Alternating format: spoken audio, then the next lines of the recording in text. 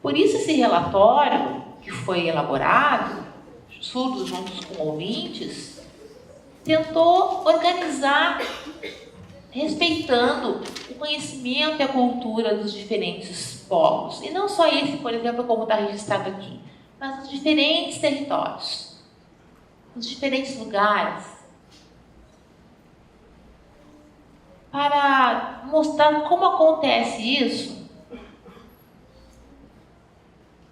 como que se dá isso, como que essa constituição, essas diferenças, próximo. Deixa eu explicar primeiro, depois eu peço para a intérprete ler, porque depois, se eu for sinalizar esse texto, às vezes fica, a fala fica atrapalhada, então eu vou explicar. E aí as pessoas vão ler depois. Mas podem pensar assim, bom, os surdos não escrevem nada? Como é que é assim? Como é que não pode escrever nada? No momento em que se escreve, a gente precisa da visão e a língua de sinais da mesma forma. Então a gente precisa escolher qual o tipo de registro, língua de sinais ou escrita, por isso que para poder ajudar a pessoa que vai fazer essa dinâmica. Então a gente precisa sim encontrar estratégias em função da cultura. Professor surdo dentro da sala de aula precisa encontrar estratégias nesse sentido. Não adianta o professor dizer, não, intérprete lá, ela resolve. Não. O professor precisa compreender e trabalhar junto, em parceria, e mostrar primeiro o slide, depois a gente lê o slide, ou depois finalizar. É impossível o professor ficar falando, mostrando o slide, e porque não sei o que, blá, blá, blá, blá, blá, blá. Aí o surdo ou olha para o intérprete, ou olha para o slide, e aí o intérprete que se vira. Não. São dois elementos visuais que precisa ter o tempo para cada um. Então, a gente vai agora, a gente está falando em aula, né? Então a gente vai ler esse documento agora. Alfabetizar alunos com culturas diferentes é um choque tanto para o professor ouvinte como para os alunos surdos, por não entenderem de imediato o complexo linguístico da língua um do outro. Não é suficiente conhecer a língua brasileira de sinais para poder atuar eficazmente na escola com um aluno surdo. É também necessário conhecer a cultura surda através da participação e vivência na comunidade surda, aceitação da diferença e paciência para inteirar-se nela. Vilhalva, 2004. Eu estava explicando anteriormente que os professores precisam conhecer a língua de sinais. Agora, complementando essa ideia, vamos dar um exemplo. Contratando um professor, precisamos de um professor com urgência, vamos fazer uma formação rápida, eu faço concurso, dei a vaga, eu quero fazer isso. Para um pouquinho, vamos acomodar as coisas. E o conhecimento que você tem, experiência que você tem em relação à cultura, você não pode fazer isso no blá blá blá. Porque a cultura surda, ela tem essa característica visual, isso traz sentimentos, rejeições, entre outras tantas coisas. Então a gente precisa conhecer os elementos culturais da cultura surda. A gente precisa compreender que um momento do surdo que vai parar, que eu vou sinalizar, fazer detalhe. O professor dizer, não, mas peraí um pouquinho, eu sou professor, eu vou ficar parando, não. Os surdos precisam ter esse detalhamento, compreender, sinalizar, ratificar se isso está certo ou não. Ele está falando português, ele está falando língua de sinais, isso está tudo pronto? Não. É importante conhecer, organizar, pensar em estratégias culturais, linguísticas, da língua de sinais, da língua portuguesa e complementando, consequentemente, com a cultura surda. Se é o território das diferenças, a gente precisa, sim, conhecer a cultura dos diferentes territórios, precisa, sim, conhecer a cultura da língua portuguesa, os aspectos culturais, que é uma língua sonora, oral auditiva, conhecer a cultura da língua de sinais, que é uma cultura visual. É imprescindível isso. Muitas vezes, os surdos sinalizam, respondem diretamente. Os professores dizem, nossa, que é surdo, falta de educação. Opa, não é isso. Que grosseria. Não é isso. Uma explicação simples. A maioria dos surdos, quando estão sinalizando, dificilmente eles fazem assim, oi, bom dia, tudo bem? Não, a gente não fala assim. A gente já está habituado, porque esse já sabe que é dia, já sabe que tem lá o sol, as árvores. Os surdos fazem oi. Os surdos fazem isso, oi. Não faz parte da língua de sinais esse oi. Ele é artificial, a gente faz isso. Isso significa oi. Aquela que chega e faz assim pra gente, não é natural. Ou faz assim, oi. Não é natural, não é cultural. Então, vocês percebem isso, a gente consegue perceber visualmente isso.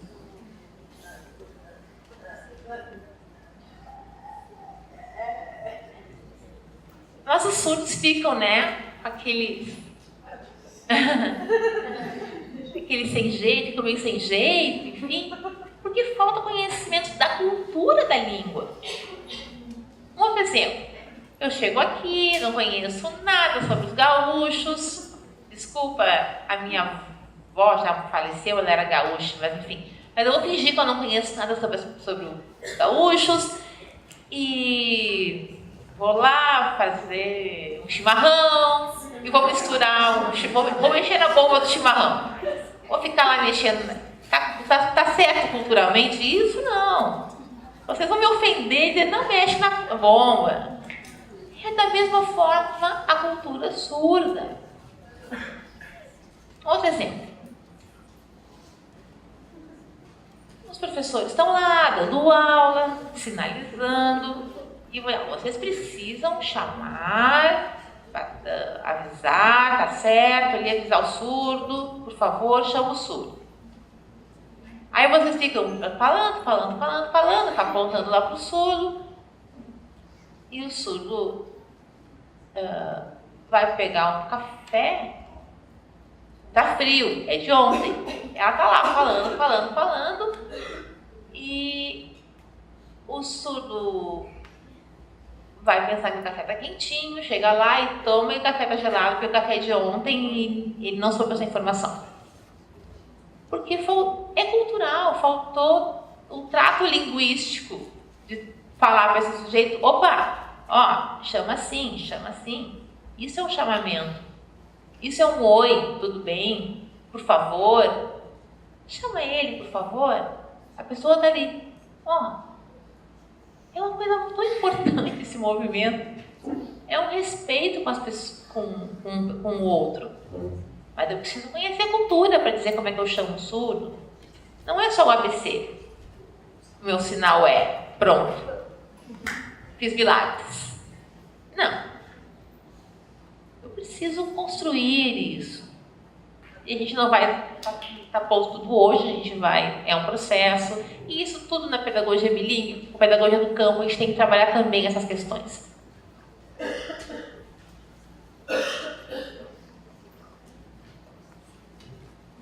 E como resolver essa situação? Se a gente não compreende a cultura, E essa liberdade cultural, a gente tem, como é que a gente vai expressar isso, nos comunicar?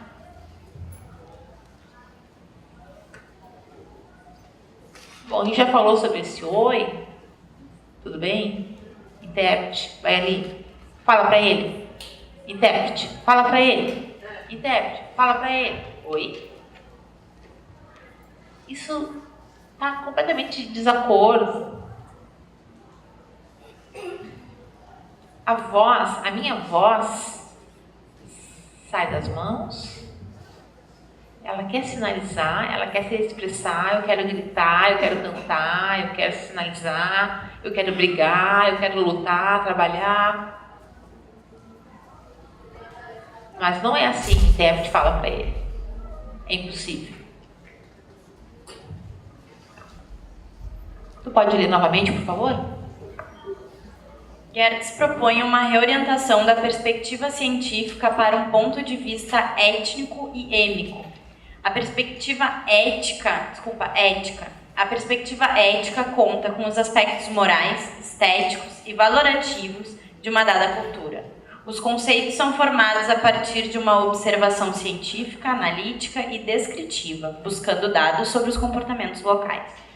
A perspectiva êmica focaliza nos aspectos cognitivos, existenciais e culturais, signado pelo termo visão de mundo.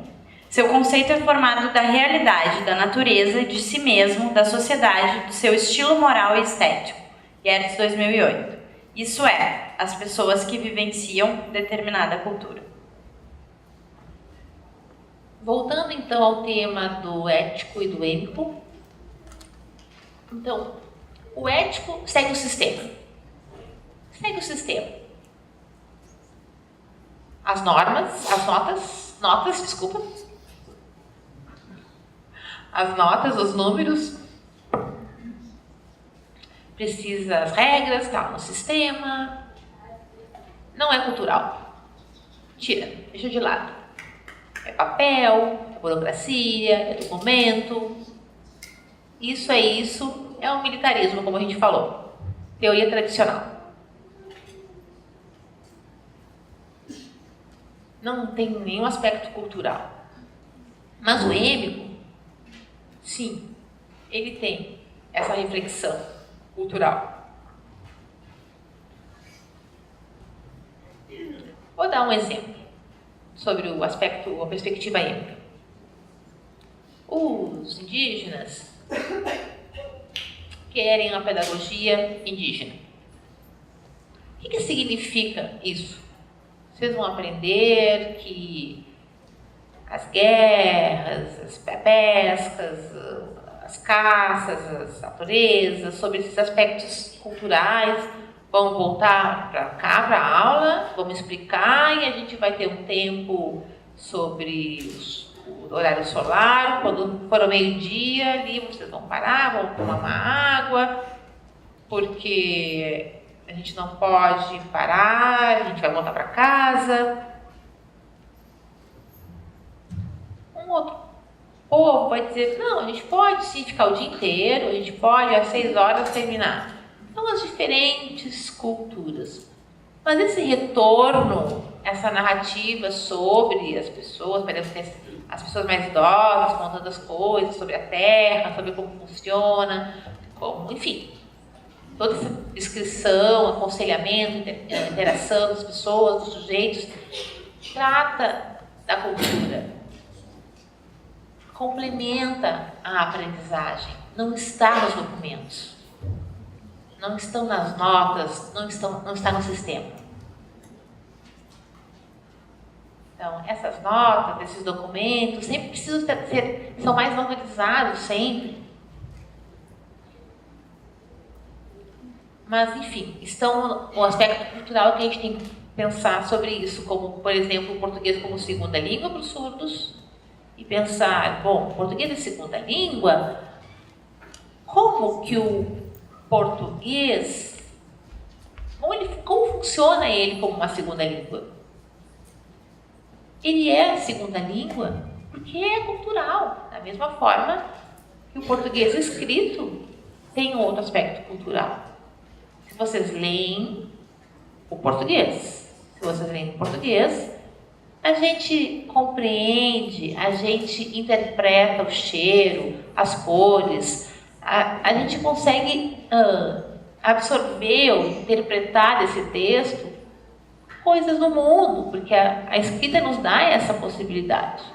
O português como L2, na estrutura de L2, também tem aspectos culturais naquele texto. Só que a compreensão desse texto vai depender se o professor tem ou não a apropriação cultural da língua de sinais. Se o professor compreende a língua de sinais.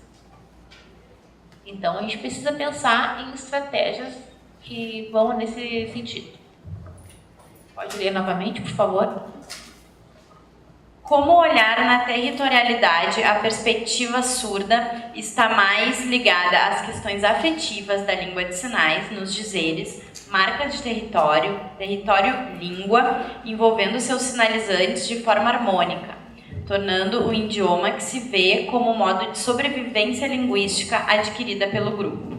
Assim, como um valor sentimental, tendo aquele que se adentra no território da Libras como um ser surdo, o originário desta e o ser ouvinte, um culturalmente surdo, por estar na comunidade surda, vivenciando e fazendo o desenvolvimento local para visibilidade e potencialidade.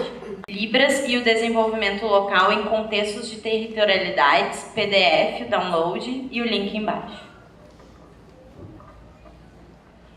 É uma síntese do que nós, professores, precisamos compreender sobre as culturas e as diferenças. As culturas linguísticas, ela tem emoção, ela tem sentimento, ela tem diferença. E isso a gente precisa compreender, isso nos ajuda para compreender o mundo, isso é muito importante. Esse documento está gratuito, online, tem ali o link.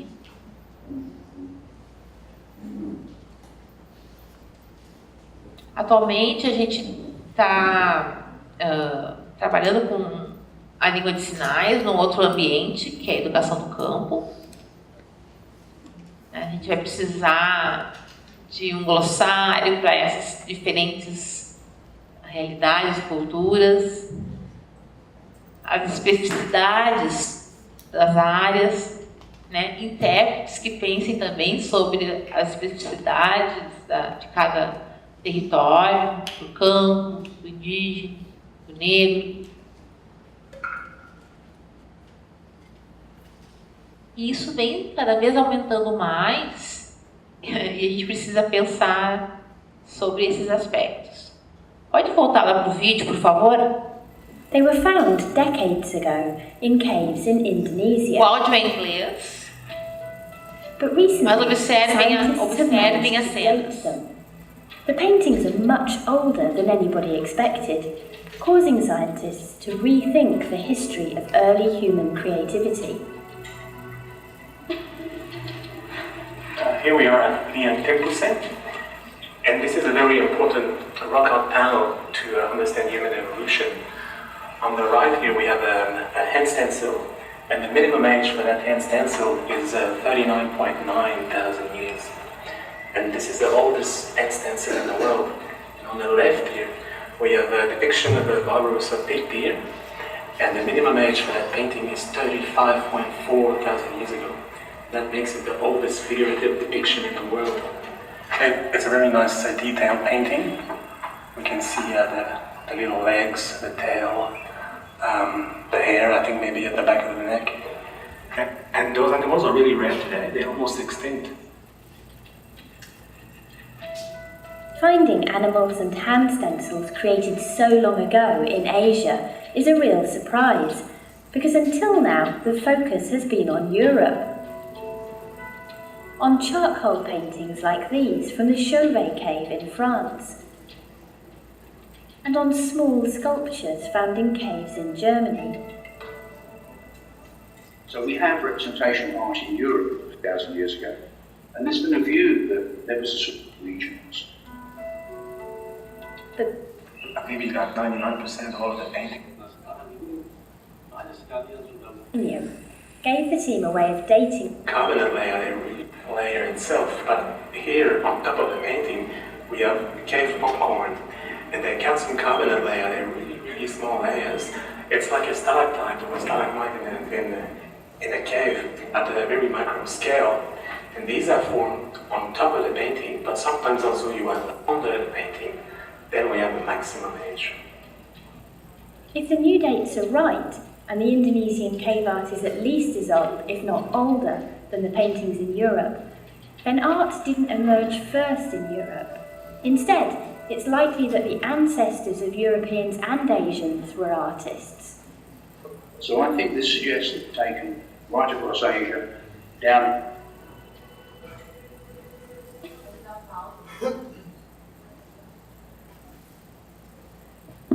Pode acender a luz novamente, por gentileza? Rapidinho, só para mostrar algumas imagens. Vocês viram, né, que na atividade que a gente propôs, a escrita das configurações de mão, o desenho da configuração de mão, porque a pesquisa das mãos não é de agora, é de muitos anos. Às vezes nós esquecemos, a mão é sempre inútil, é muito pouca pesquisa, mas precisa pensar na mão. Vamos pensar hoje. Fisioterapia. Como é que é o sinal aqui? Fisioterapia. Fisioterapia. Vamos pensar na fisioterapia. Hoje, nós temos médicos profissionais das mãos. Pensamos, profissionais não é sobre a dor, não é da dor. Linguisticamente falando. Nós, professores, pensamos nesses aspectos da fisioterapia, da fisiologia, por exemplo, da mão. A gente tem terapia de voz, tratamento para voz. Tem as fonos, que trabalham com a voz, são profissionais da voz. Quem vai atender as mãos dos sinalizantes? Por exemplo, o fisioterapeuta. Mas a gente tem especialistas como ergonomicamente, fisiologicamente. Isso que a gente tem um campo aberto. E tudo está relacionado com a cultura, está relacionado com os territórios de cultura. E não só na escola, mas no trabalho, na vida. Os surdos só são professores? Não. Os surdos podem ser fisioterapeutas, vão cuidar dos intérpretes, né? Fazer terapia, enfim, massoterapia, diferentes técnicas. A gente tem que pensar, ok, estamos na escola, mas e na vida? Estou quase terminando.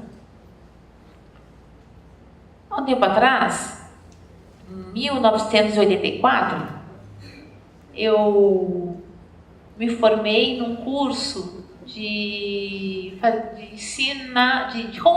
como ensinar a fonoaudiologia para os surdos, em 84. E eu fiquei pensando, eu sou surda, eu não pensava apenas, eu só pensava no surdo da faculdade, só pensava em tinha essa meta. Quero pensar um surdo, fazer mestrado, pós-doutorado, enfim.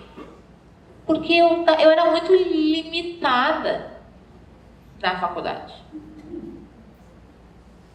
Aí um dia, eu fui na universidade, na UFMS, fazer a seleção para o mestrado, e eu fui reprovada.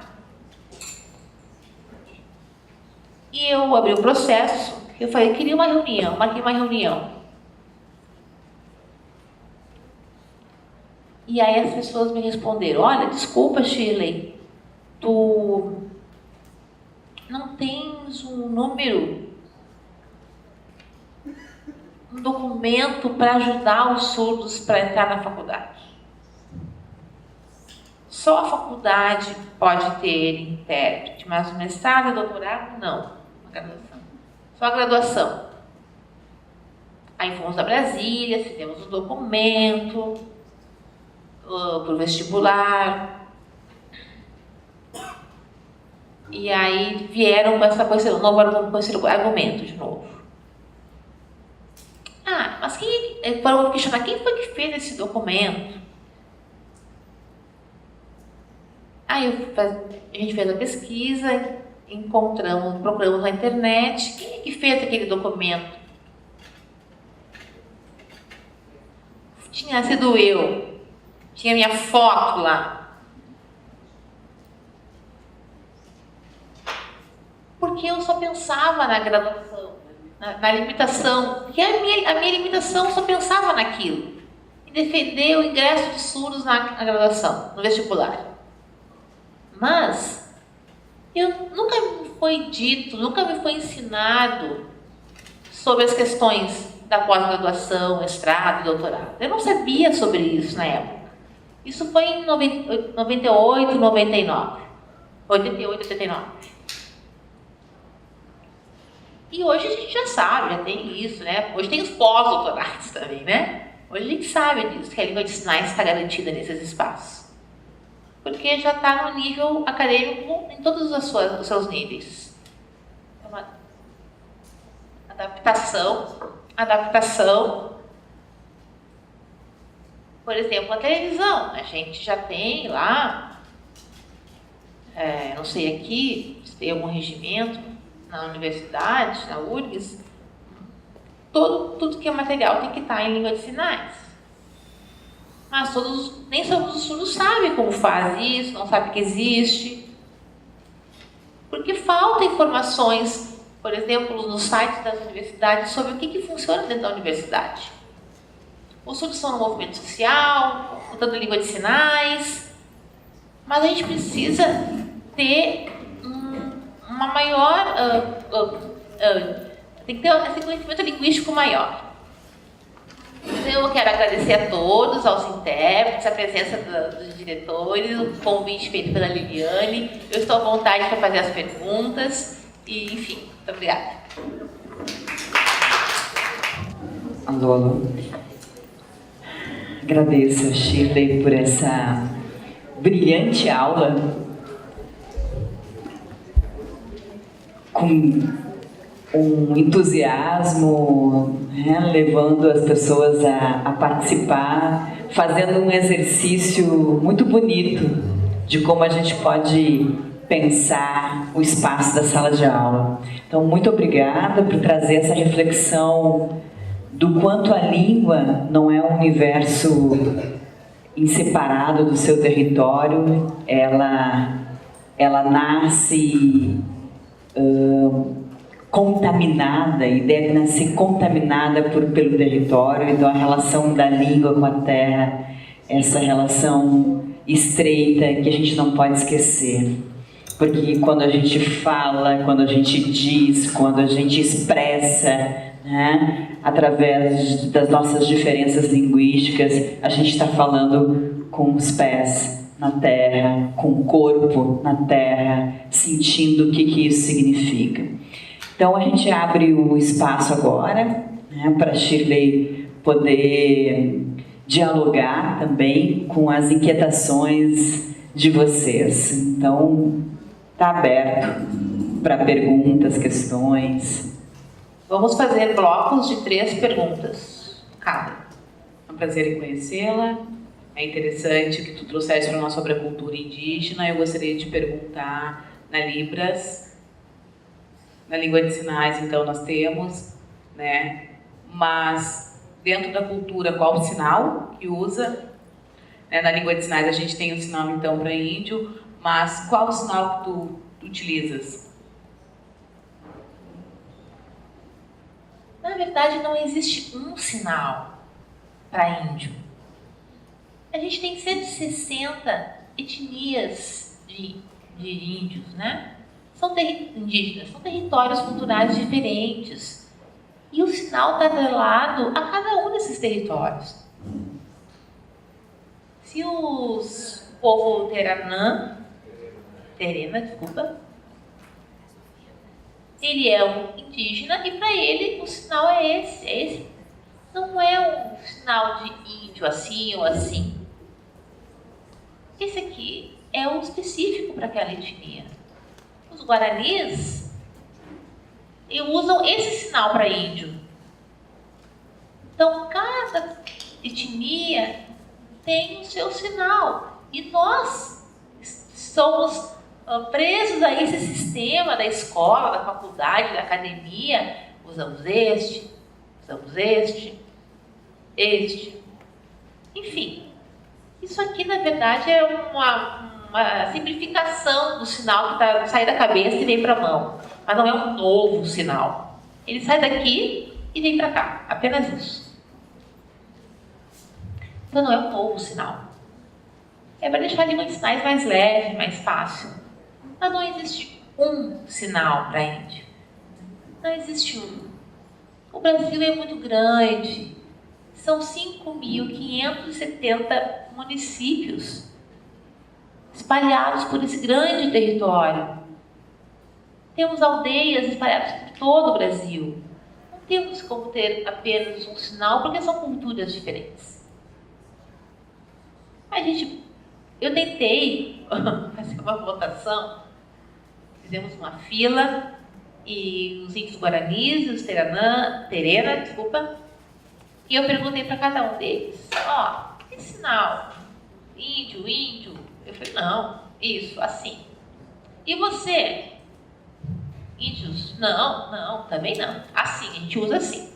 Pro outro. Assim, o outro é assim. Para uma outra etnia.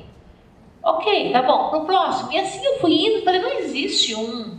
Não tem uma convenção, né, arbitrária de pensar num sinal.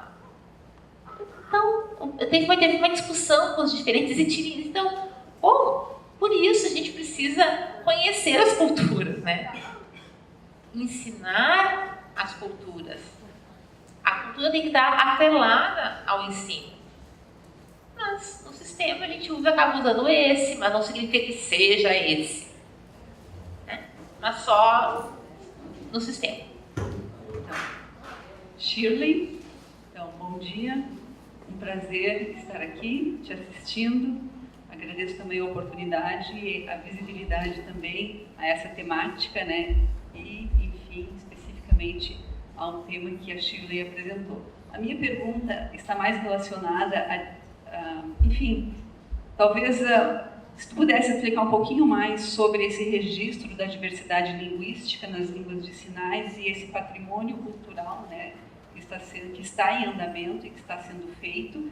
Então, quem tem feito, que grupos têm participado e que registros de diferentes línguas de sinais no Brasil já estão ou que já fazem parte, digamos assim, enfim, que me parece que está no âmbito das políticas linguísticas, né? Eu queria que tu falasse um pouquinho mais sobre essa temática, por favor. Obrigada.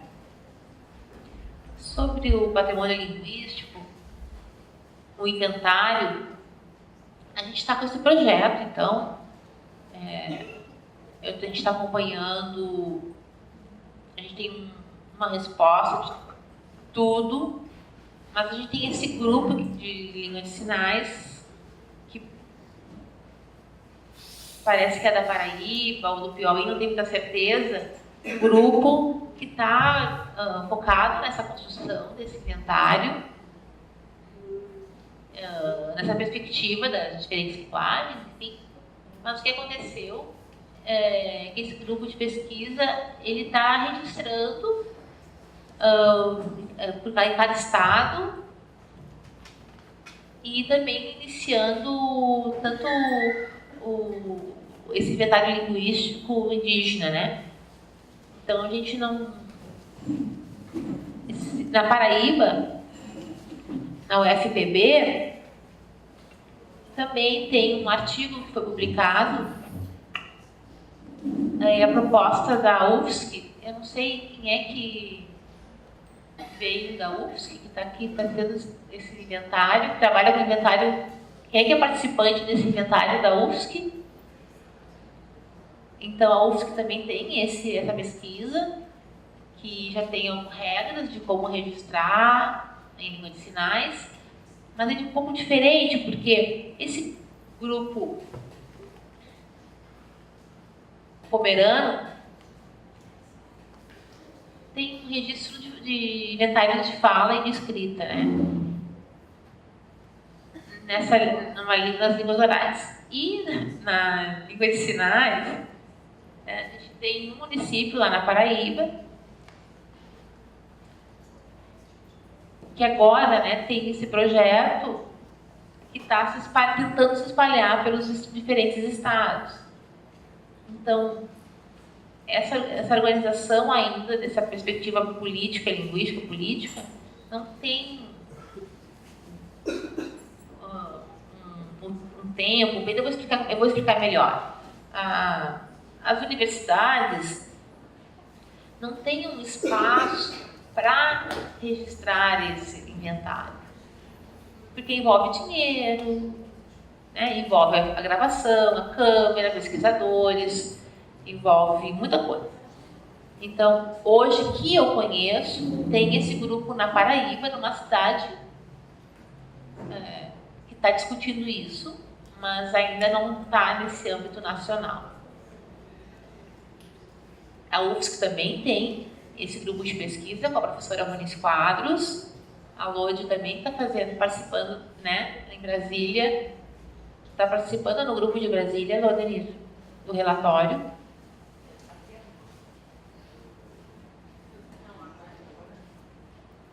A Adriana Toma participou do relatório em 2013. A Lodenir está falando isso.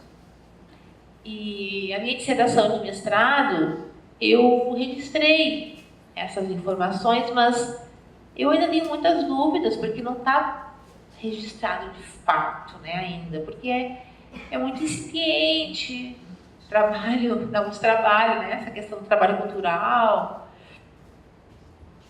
Não é só fazer um dicionário, né, ou um glossário.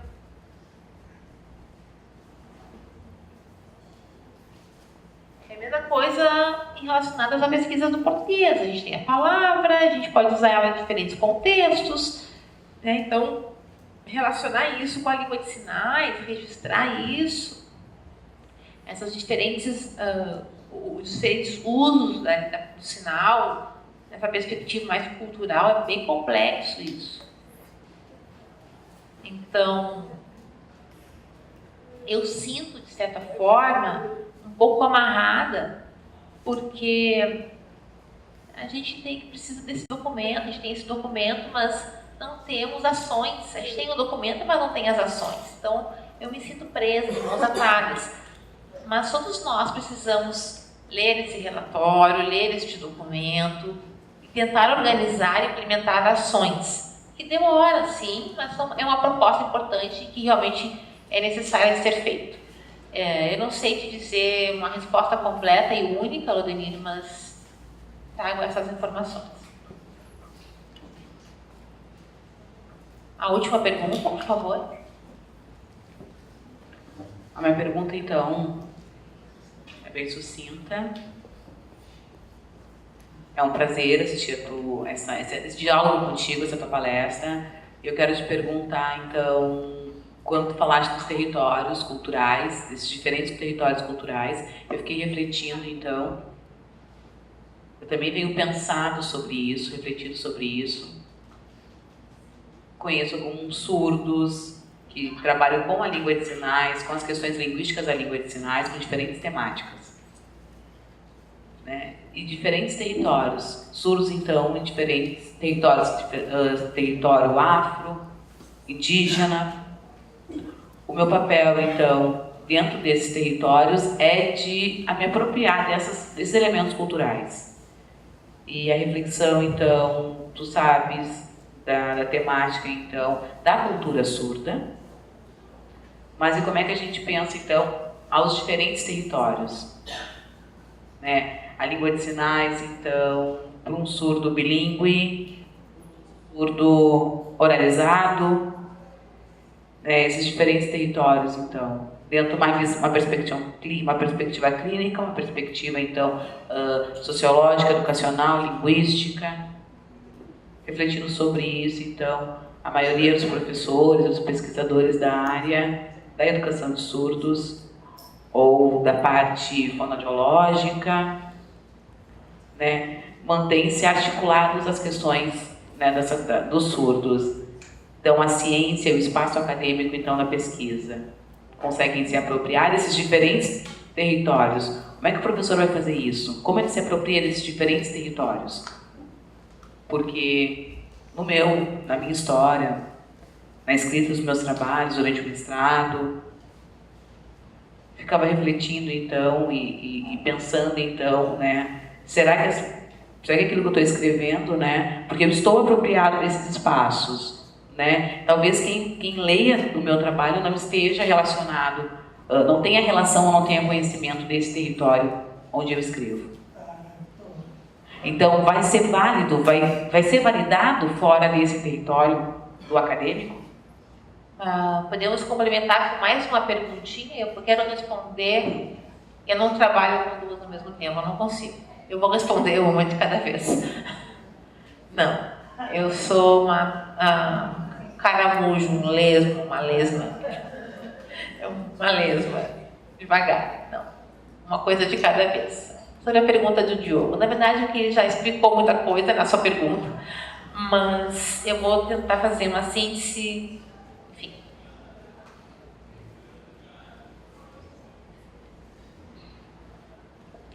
Eu conheço diferentes territórios, isso é importante. O teu território, Diogo, da literatura, território literário, ele é um território importantíssimo para você. Você já é marcado, né? Você tem a tua mesa, o teu ritual, o teu óculos, o teu papel. Você bota o óculos lá em cima do papel. Você bota um copo de cerveja, uma taça de vinho ao lado. Ou um chimarrão também, não sei. É o teu território. O meu território é diferente do teu. Eu conheço o teu, mas eu não preciso me apropriar dele, porque é um tipo. Mas, se eu não conheço, eu não posso também dizer, você está errado, como que você bota um vinho lá no livro, como que abuso. Você está rompendo com a cultura, acadêmica. Como que você... Que absurdo. Então, eu não posso ter essa atitude. Eu preciso conhecer, entender, negociar com os territórios, valorizar cada território. Mas, pensando neles como territórios culturais, eu preciso compreender. Então, eu já entendo que o teu território é literário, eu conheço pouco de cada um que está aqui, das pessoas que estão aqui, mas eu sei da expressividade, da tua capacidade de desenhar, teatro, enfim, de cada um. Mas o que se apresenta tem ao mesmo tempo por trás esses valores linguísticos.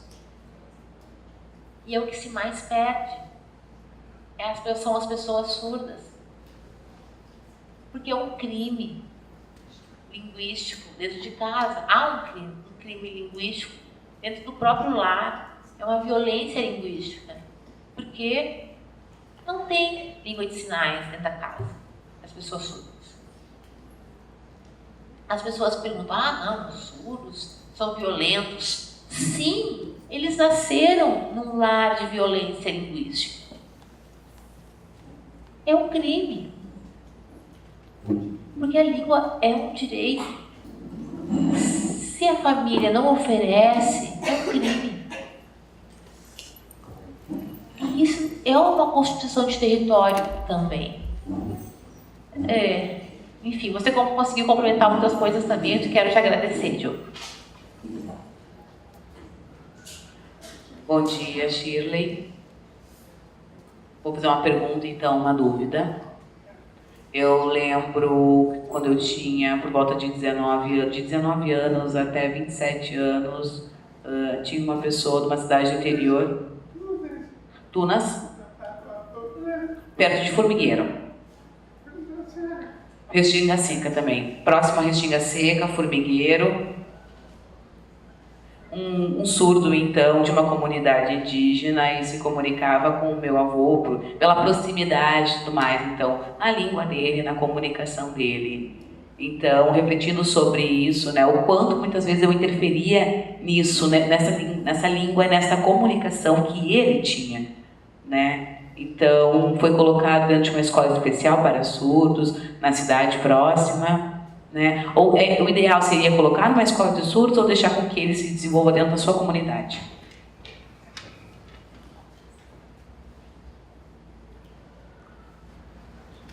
Em relação aos povos indígenas, eu estou pensando nos Chavantes. Lá nos Chavantes, no Mato Grosso,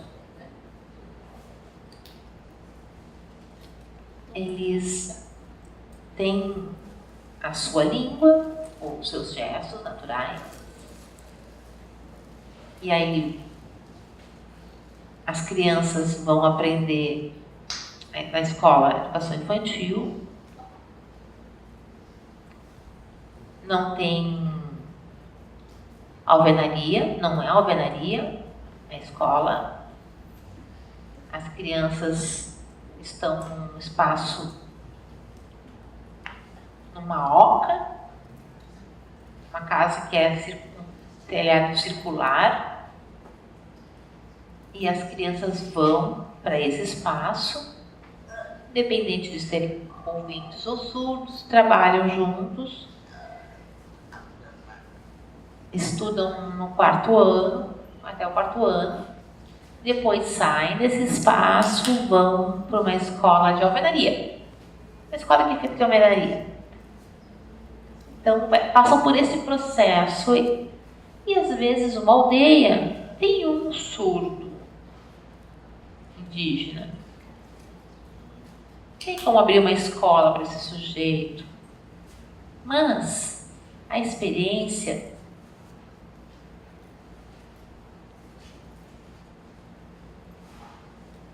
é um nome indígena, vamos ver.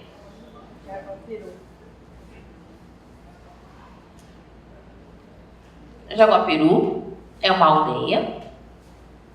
A família, seus primos, seus tios, se envolveram com a língua de sinais. Mas tem muita influência da Libras. Tem um intérprete dentro da escola. Mas abrir uma escola para um sujeito, a gente precisa pensar em 150 anos atrás. Como no INES, né? Abrir um outro INES só para os indígenas, um INES só para os indígenas. Enfim. Então é isso, a gente... Mas não é impossível, né? Por exemplo, se todos querem estudar as disciplinas de língua de sinais, surdos e ouvintes juntos, não precisaria de intérprete, né?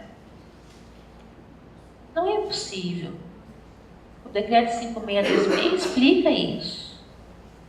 Até o 5º ano, o uso direto com a língua de sinais, surdos e ouvintes. É difícil, sim, mas é possível. Da mesma forma com a pedagogia bilíngue. Não vai ter blá blá blá, é tudo língua de sinais. Não vai ter a fala. Então, é impossível? Não, é possível sim. Então, mais uma vez, muito obrigada pelo convite de estar aqui. Então, em nome de toda a Faculdade de Educação, a nossa comunidade, agradecemos novamente a belíssima contribuição na nossa caminhada aqui dentro para pensar essas questões, para pensar, viver essas questões, né? Que isso se torne uma vivência de todos nós, que a gente possa pensar a importância desse debate, a seriedade desse debate na formação de professores, nas realidades que as escolas vivem, nas comunidades de um modo geral. Então, Shirley, muito obrigada. Agradecemos de coração essa belíssima aula inaugural que abre o nosso semestre de uma forma magnífica. Muito obrigado.